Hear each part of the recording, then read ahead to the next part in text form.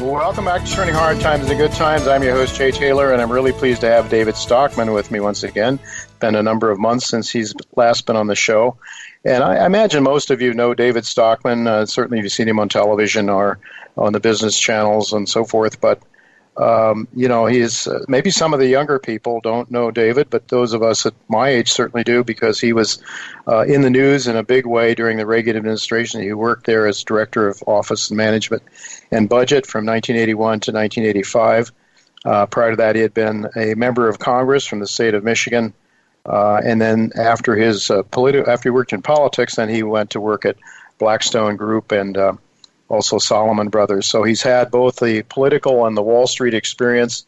I think he has a sense coming from Michigan and coming from a family that, I don't think David had a silver spoon put in his mouth. So he sort of gets middle America and people that actually create wealth, actually do things to make our lives better, as opposed to people that just pick pockets on Wall Street. So it's always very helpful to have David, and I'm really glad that he could join us again. Thanks for being with us, David.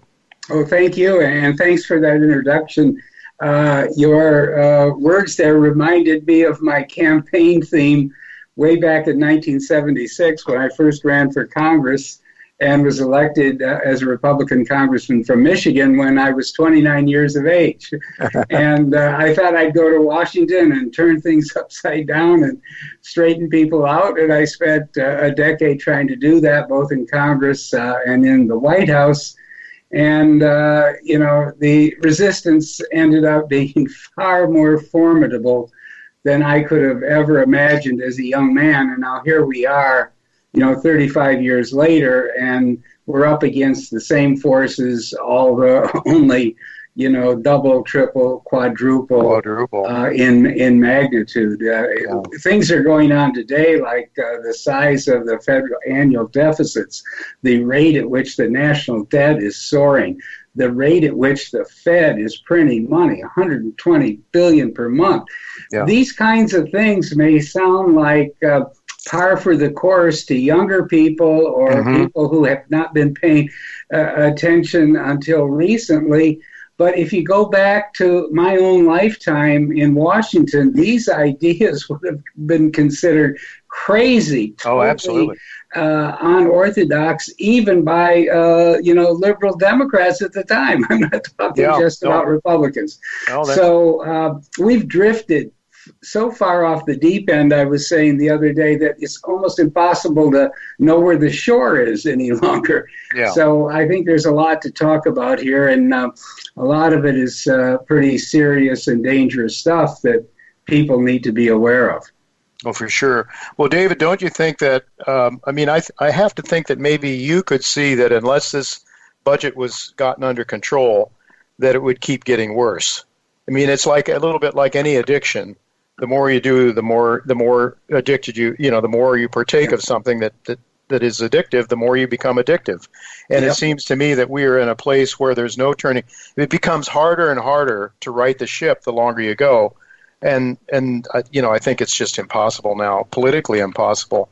And the system has to break down. I wanted to ask you what really got me to pick up the phone and try to get you on the show again was an article you wrote, Sleepy Joe's Next $3 Trillion Boondoggle. Right. And before we get into that, though, I'd like to just have you tell people, your service, your David Stockman's Contra Corner, which I subscribe to.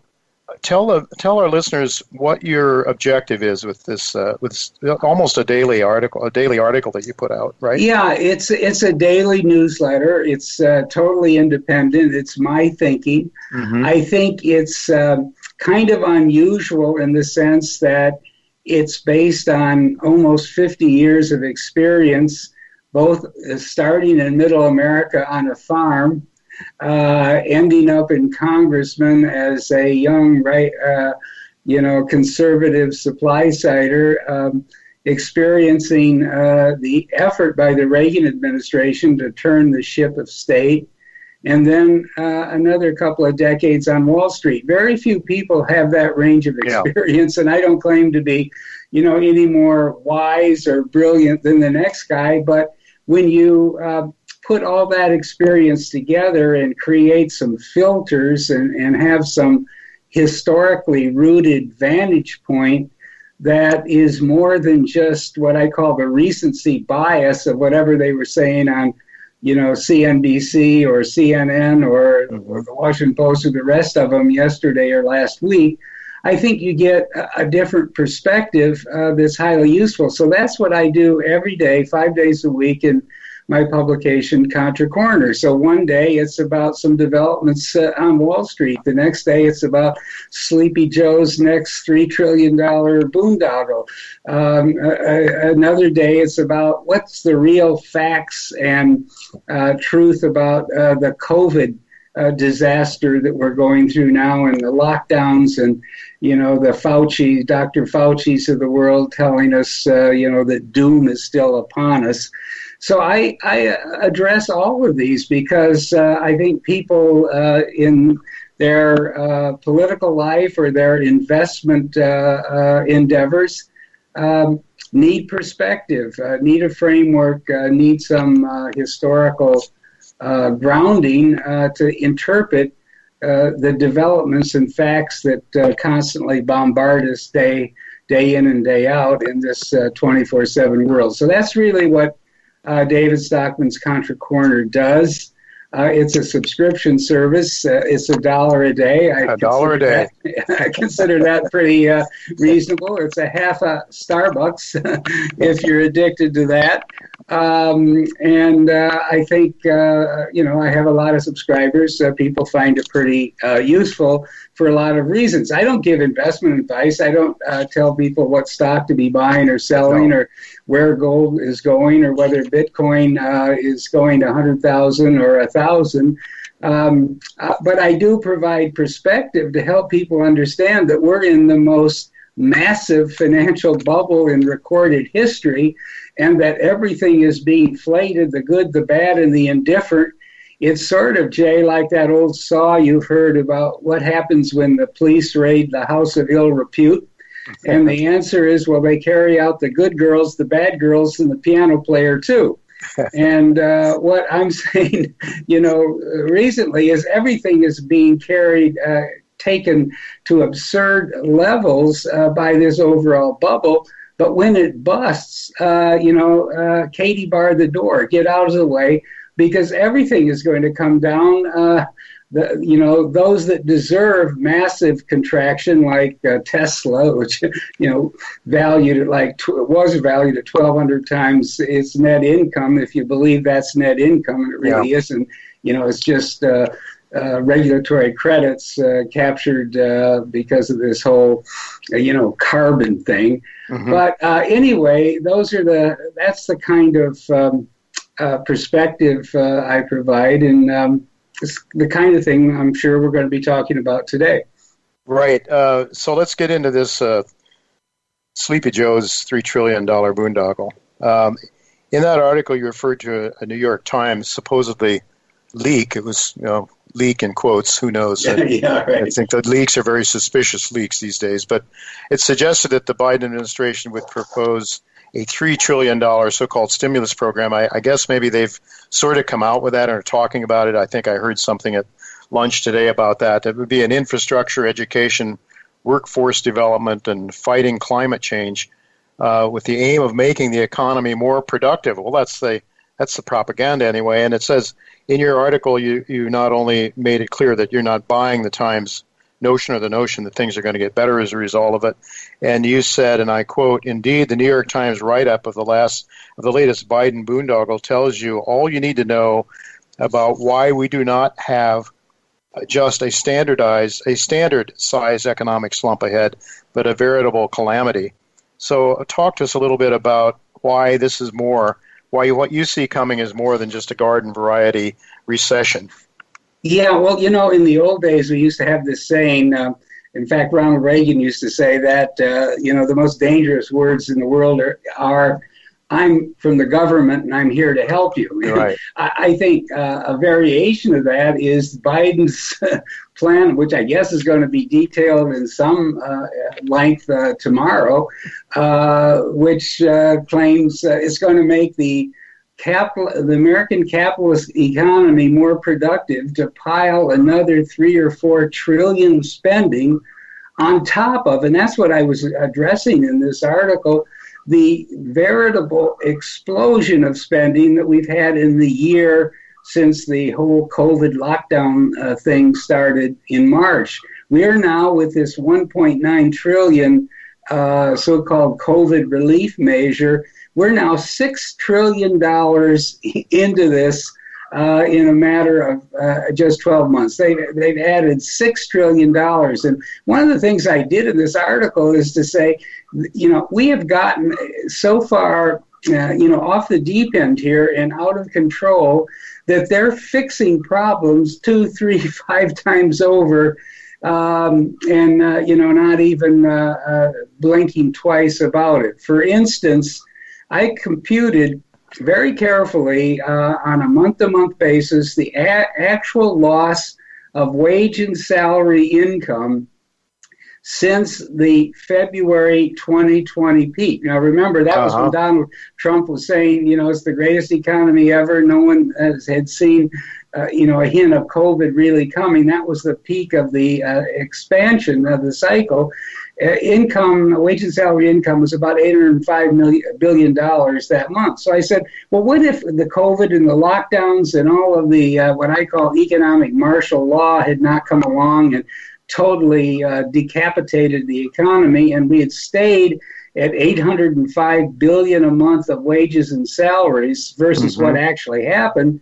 What was the shortfall through January of this year? The answer was, about $280 billion. Wow. Well, now, $280 billion may sound like a big number, but just the stimmy checks alone, the $1,400 we got, the $600 before that, the $1,200 before that, add up to almost $1 trillion. Okay, and then if we add on top of that all of the additional unemployment benefits that have been put in these so-called, what I call everything bailouts, you have another $600 billion. Now that's not the state programs, which were there and would have taken care of most of the layoffs anyway. But on top of that, remember, they were giving $600 extra a week, and now it's $300 extra a week, and a lot of different people have been added to the coverage. So what I'm trying to get at here is that just in the stimmy checks and in the unemployment add-ons or top-ups, we have $1.6 trillion going into households, bank accounts of workers. That is a number roughly 6 times bigger than the loss of wages and salaries during the period in which all this money has been appropriated. So what I'm trying to say is this is out of control. It is, and it's happening for a reason that we go back to over and over again, and that is the Fed is the great enabler. It's made it all possible. You were mentioning, the addictive personality before. The more the more you use, the more you want. But there's always a fixer. Okay, the addict doesn't remain an addict very long without a fixer, and the Fed is the fixer. Right. Because I was there. We were talking about this in the 70s and the 80s when the Fed wasn't printing the money, when you had Paul Volcker saying, we're going to have to do what we have to do to get inflation under control and get sound money restored. There was no Fed fixer to monetize the debt, to basically, snatch credits from thin air and pump $120 billion a month into Wall Street to buy that volume of debt and thereby keep interest rates from reflecting the true supply-demand balance. So it's been the Fed year after year, especially after the late 80s, that has come in, distorted the market, really destroyed honest price discovery, monetized so much of the debt that the politicians have become, and I know this is not a delicate term, but I say it, they've been euthanized. They're brain dead. Right. They've been lobotomized when it comes to the fiscal equation. Back in my day, they feared deficits because they knew that financing them honestly in the bond market would drive up yields and interest rates. Back home, people would find their mortgage rates going up. Small businesses would find that borrowing costs to fund their inventory were becoming painful or excessive. And the word would come back to Washington, control the deficits, run some kind of sane fiscal policy. Right. But nowadays, 30 years later, the Fed has made all that unnecessary. The interest rates until the last few weeks were less than 1% on the 10-year, which is crazy. In fact, last August it touched, as you might remember, and many people remember, at 0.5, a half a percent for 10-year money in a world where the inflation rate is 2% is totally absurd. But anyway, as a result of that, there is no longer any fear whatsoever of deficit finance, of rising, in fact, exploding public debts, because no pain is occurring back home.